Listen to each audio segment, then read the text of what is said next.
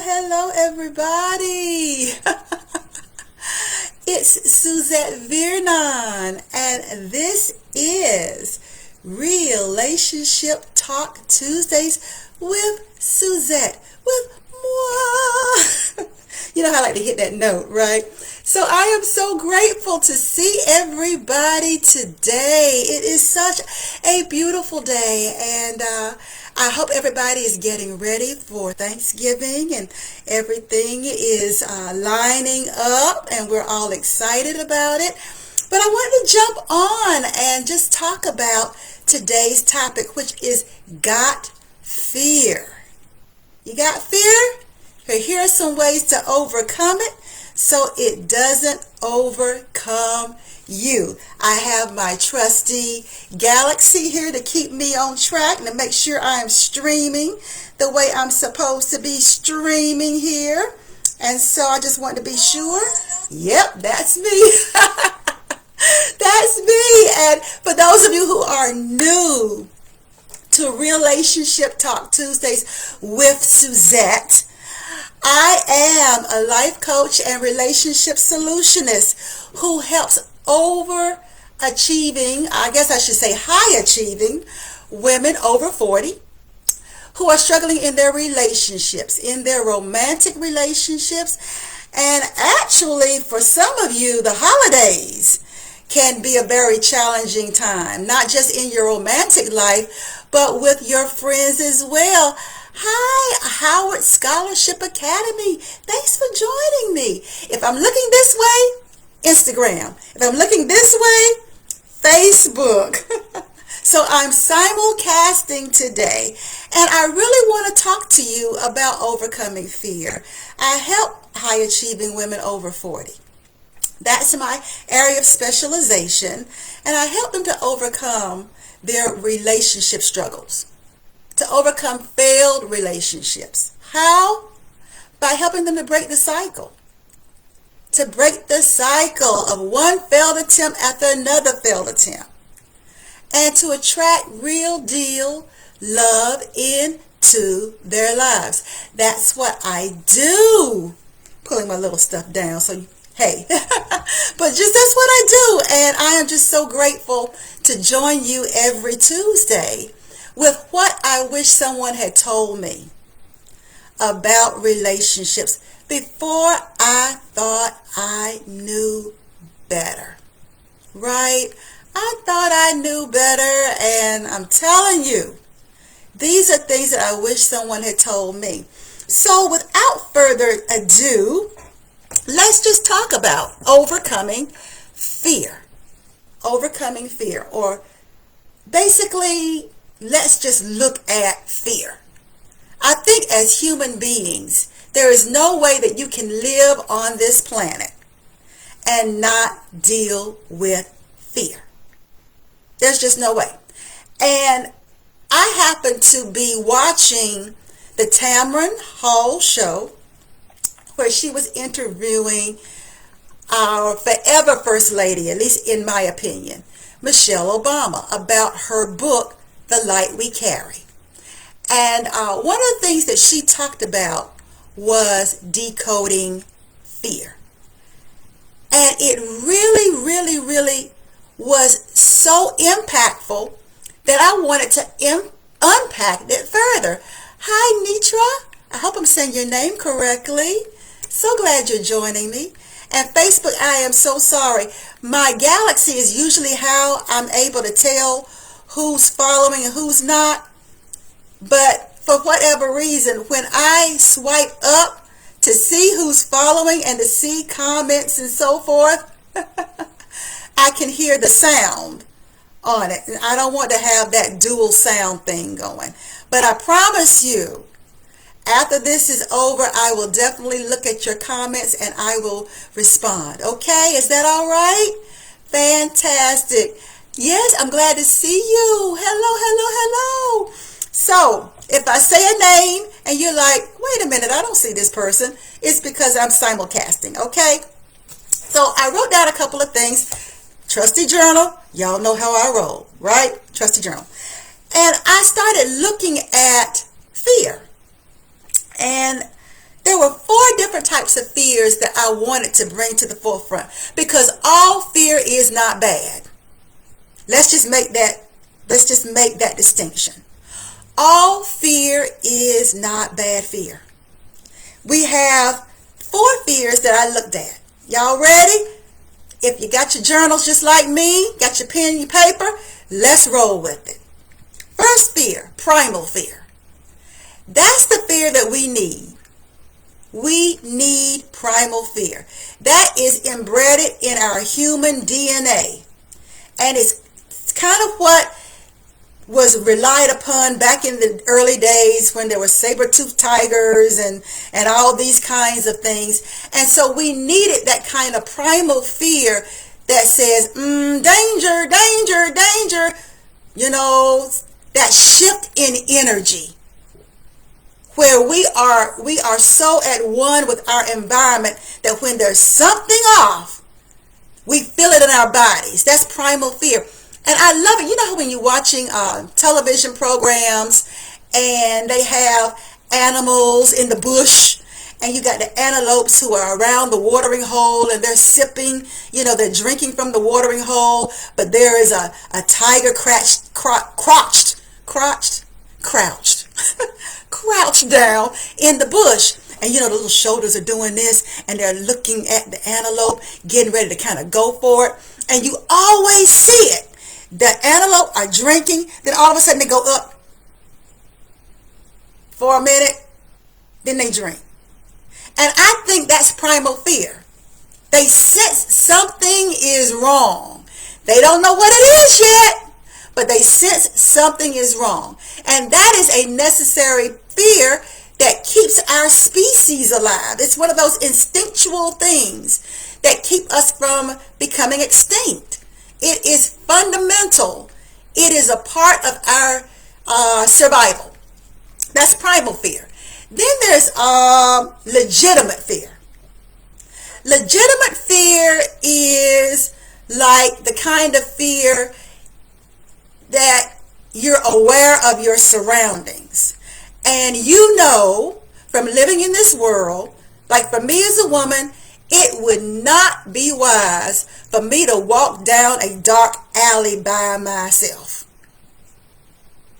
That is a legitimate fear, right? So there are certain fears we have that are legitimate. That walking to your car at night by yourself, the lighting is bad. All those kind of fears where somebody could jump out and grab you, those are legitimate. And there's certain fears that we as women, we have to have, especially in dating. I tell people, if you're going online dating, which I wholeheartedly, enjoy. I've gotten great experiences. As a matter of fact, I met my husband online. So I've met some really great guys online. But for us women, we have to be more aware of our safety in those situations. When you're meeting a stranger, somebody you don't know, then it's a legitimate fear that you don't let him walk you to your car down a dark street and you just met him. I don't care how cute, how nice he was. There's certain things you wouldn't just go up into his hotel room all willy-nilly. This person is still a stranger. You don't know them. So that's a legitimate fear. The kind of fear we raise our children. You don't speak to strangers. That's a legitimate fear, right? So that's legitimate. Then the third fear is an abstract fear. Now, an abstract fear is like fear of rejection, fear of missing out. Those are kind of abstract. Those are fears we've been conditioned to have. We didn't come here with it. But some things happen in our lives that cause us to have that kind of fear. And it's abstract because those kind of fears can really do more working against you than working for you, right? Though you might have had an experience growing up, it doesn't mean that this new guy that you met is going to reject you.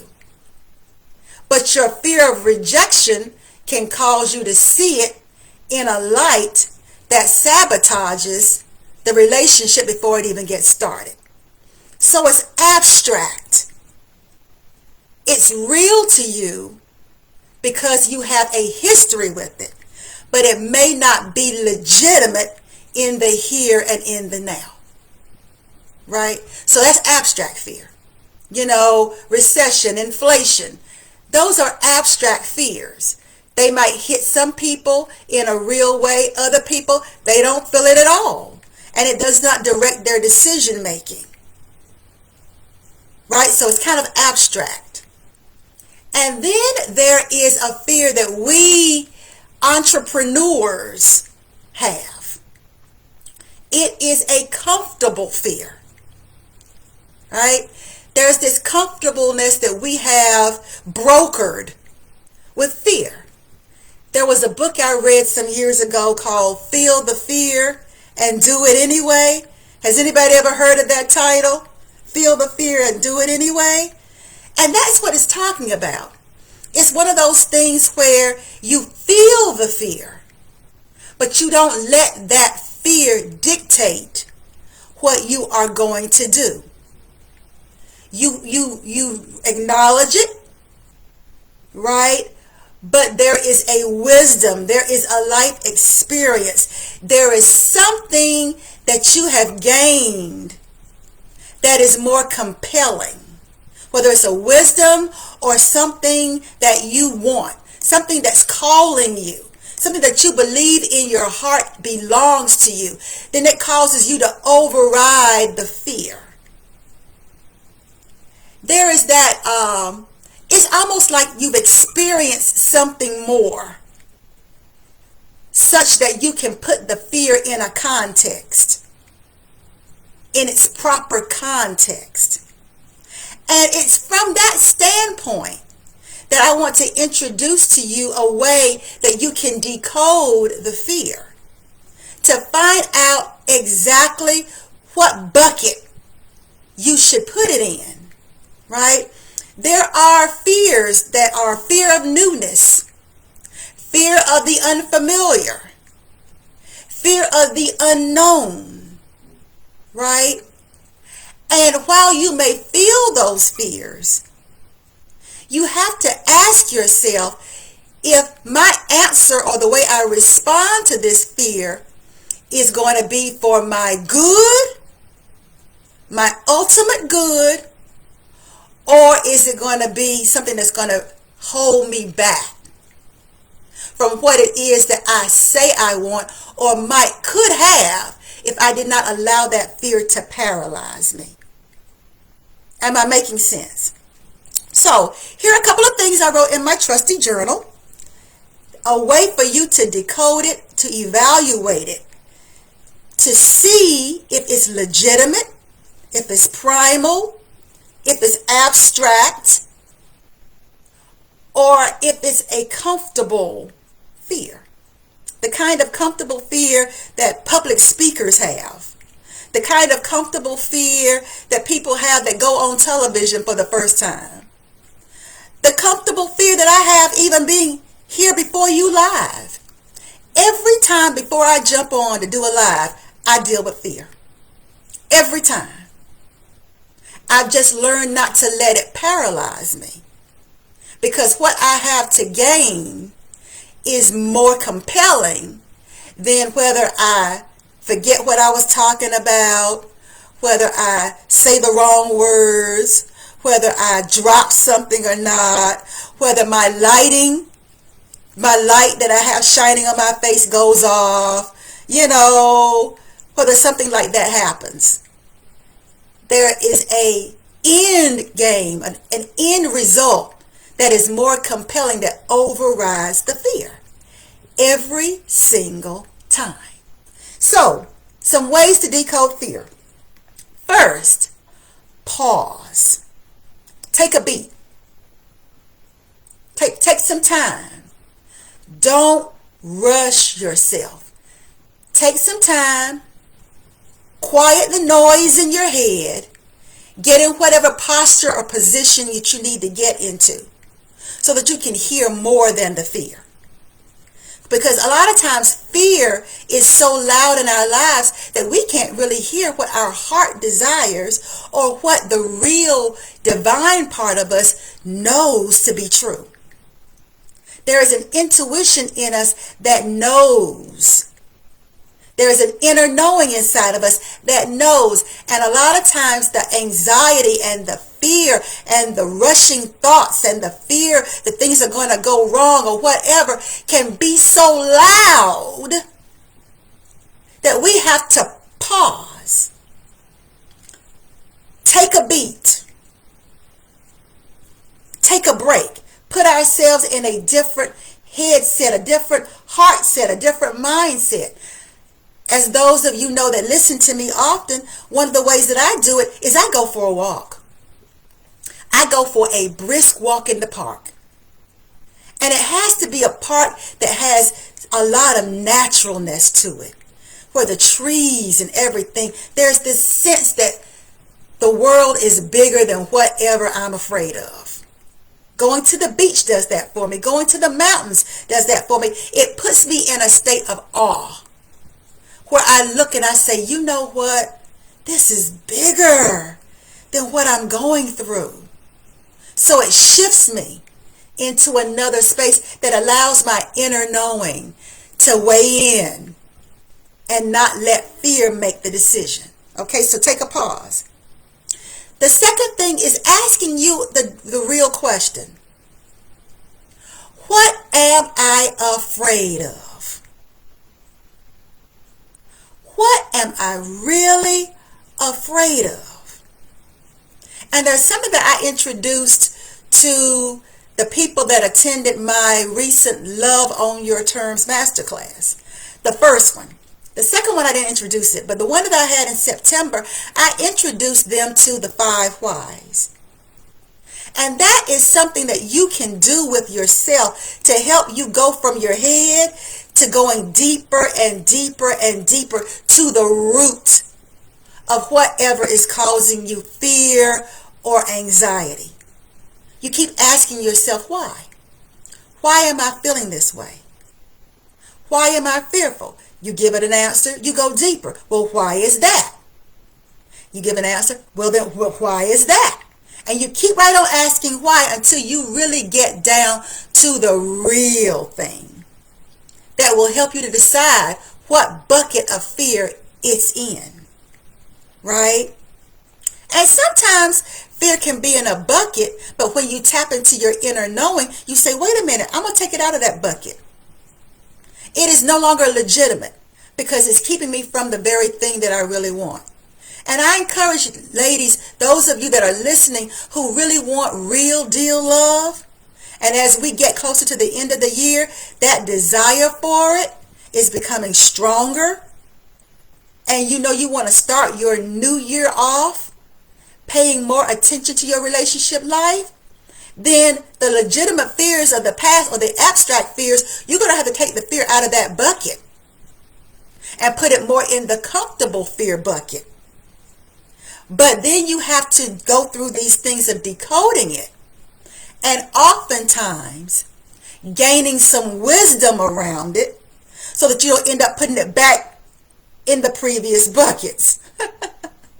Because if you've never had a really healthy relationship, though you may want one, there are some preliminary things that you're going to have to do to become comfortable enough that the fear is not a self-fulfilling prophecy. Right? So, okay, so the 5 whys is a way that you can help decode your fear. Finding out, basically, asking yourself, what is it? By using those 5 whys, is it a fear of the unknown? Is it a fear of uncertainty? Or here's the big fear, y'all. Is it a fear that I will lose control? Isn't that on the other side of fear of getting hurt? You're afraid that you're going to miss something. You're afraid of feeling powerless? Is the root of your fear a loss of control? And is that a legitimate fear? Now, I would say it's a legitimate fear if you tend to keep attracting the same types of failed relationships over and over and over again, then that's a legitimate fear. But if it's keeping you from what you want, then is it still legitimate? How do you take the power that you have and create a different response or a different experience? Did you know that you have a superpower, that you can really change your experience of something? That you can become comfortable enough with what you know, comfortable enough that fear doesn't have to paralyze you? That's possible. That's what relationship coaching does. That's what I do. I help people overcome their fears by helping them to become more healthy, more wise, more prepared, more knowledgeable, so that when they go back into intimate spaces, they have a confidence that they may have a little bit of a feeling of anxiety, but they've done enough self-work, they've done enough relationship self-work that they no longer have to be afraid anymore. They are capable, they are competent, and that's where the comfortable fear, that's where you want to get to.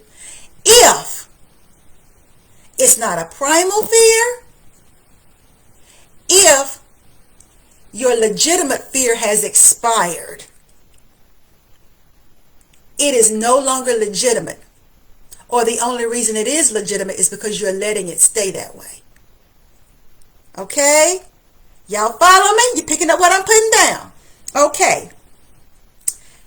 Another thing to ask yourself is, will you have regrets? There's a chapter in Michelle Obama's new book, The Light We Carry. It's chapter 2. I researched it before I jumped on here. And the title of that chapter is legitimately Decoding Fear. And she talks about how her fear almost sabotaged where she is now. Because when she reverse engineers from where she is now to where she was when her husband Barack Obama was wanting to run for presidency, he left the decision up to her. He said, because I can't do this without you. And if you don't want me to run for president, I won't run. And at that moment, if she had allowed her fear to have the final say, we would not have had the 8 years that we had. We would not have had the benefit of getting to know her. She would not have written the book Becoming. She would not have written the book The Light We Carry. She would not have this new experience of herself and being a significant influencer and figure in this world. That one decision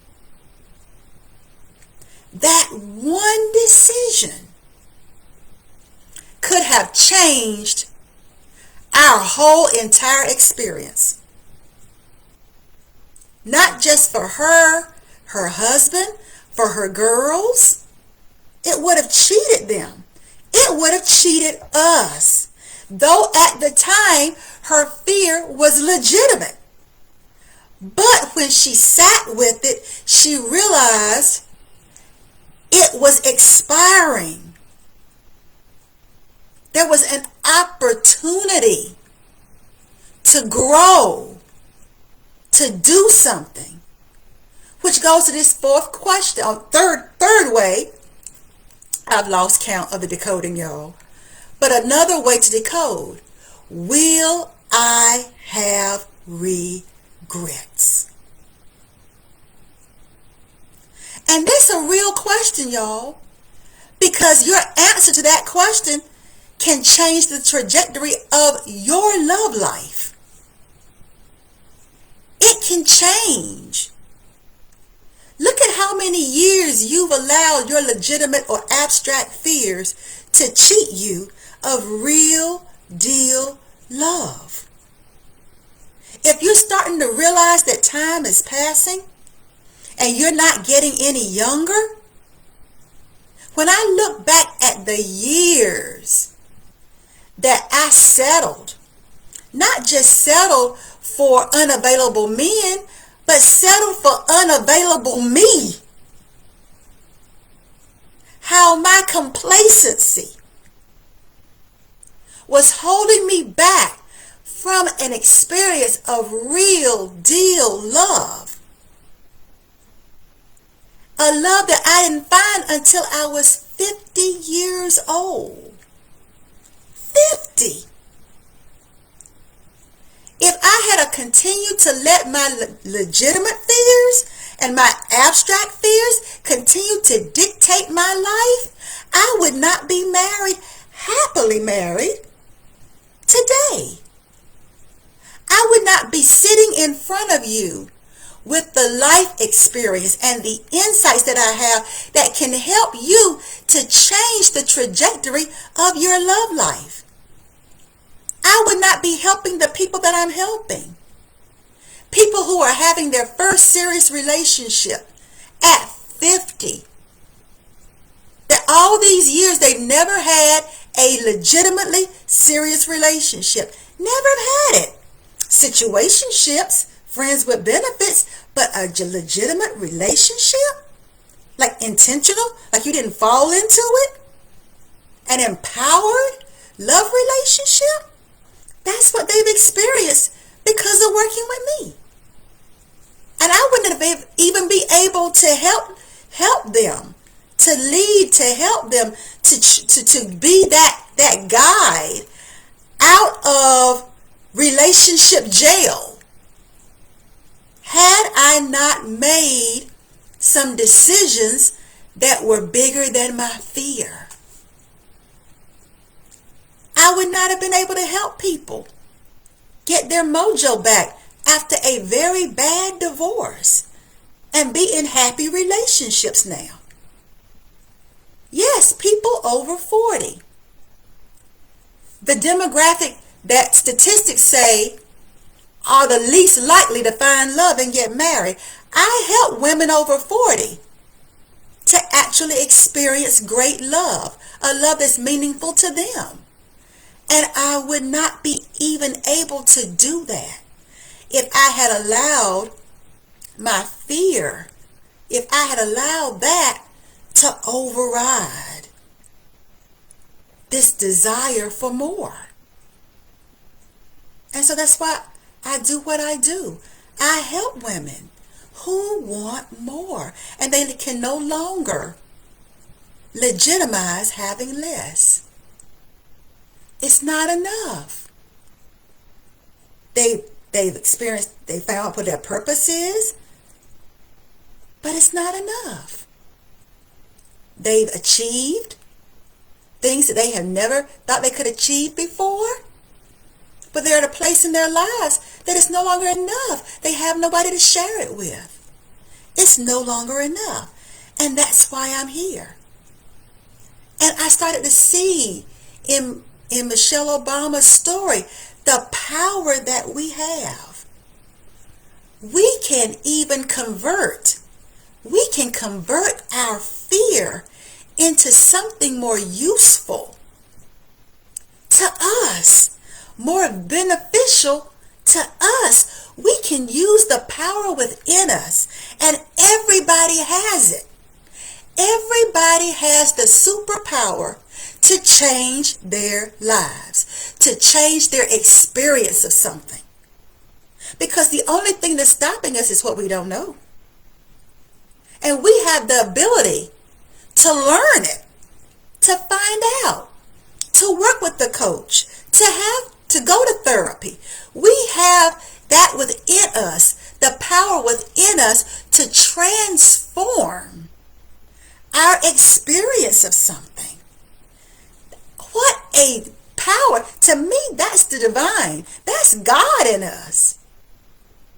We can transform our experience of something if we don't let our fear hold us back. If Michelle had let her fear hold us back, we would never have had the first black president. We wouldn't have experienced it. We wouldn't have experienced her. Oh my God. We would have been cheated.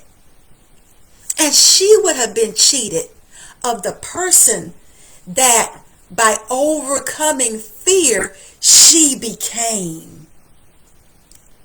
All the resources and all the potential was there. It was there. But she had to overcome her fear for her to experience that within herself. She couldn't even tell us about the light we carry if she had allowed fear to snuff out her light. We all experienced things during COVID. We were all afraid. The world shut down. Right? But it always was about, for me, I did not want to come away from that experience less than who I could have become if I had been courageous. Is your life calling you to courage? Is your love life, your romantic life, your relationships, is your inner knowing calling you to be more courageous? To no longer legitimize your excuses and your reasons and your fear? To no longer let those abstract fears dictate and hold you back from the love that's just waiting to love you? If you would just be courageous, if you would just do what you need to do to gain the competence so you could have a different experience, right? And I would be remiss if by saying that to you, if I did not tell you, that's what I help you to do. If you need some help with decoding your fear, if you need some help with looking at your relationships and the trajectory that you're on, looking at what was legitimate, but yet acknowledging that you want more, and you need someone to kind of help you to explore it, help you to decode it so you can make a decision, then I invite you to a one-on-one consultation with me. I'm not the kind of person that's going to twist your arm and try to make you work with me and that kind of thing. No, that's not my job. You're a grown woman, right? The only thing that I would do would be to help you to decide what fear bucket it's in. And if I can help you to go from primal fear that's no longer legitimate, you're not being chased by a saber-toothed tiger now, right? Or legitimate fear, it's no longer serving you. Abstract fear is no longer serving you. That will be my job, just to help you to explore it. And if in the exploration I'm able to share with you some ways that I can help you to become more comfortable, more competent, more prepared, more empowered, more intentional, then I'll share that with you. And all you have to do is just DM me, send me a direct message from whatever platform you're watching me on, and say, Suzette, I'd like to talk with you. And we can make it happen. You can put it in the comments. But direct messaging me, if you listen to this and you're on my mailing list, you can email me. We can make that happen. We can help you to decode your fear and leave the conversation at least more clear. Whether we decide we're a good fit or not, at least you will have clarity. And clarity is everything. So that's it. That's it. I wanted to share that with you. I'm looking forward to reading comments. If this has benefited you, please let me know. If you want to talk to me, 15 minutes is all it takes, unless we really start vibing. Then we can be on it a little bit longer. But the point of it is to help you to explore. Help you to decode your fear, and for you to decide, do you want to take this with you over into 2023? Do you want to take it into 2023? That's your decision. And I want you to know you already have the inner tools. It's just my job to help you to know how to use those tools so that you can have the love that your soul desires. Well, that's it. And until next time, this is Suzette Beardon, your life coach and relationship solutionist with REALationship TALK Tuesdays. Right? And just in case no one has told you this, I want you to know that you're 100% worthy. You're 100% worth it. You are 100% enough.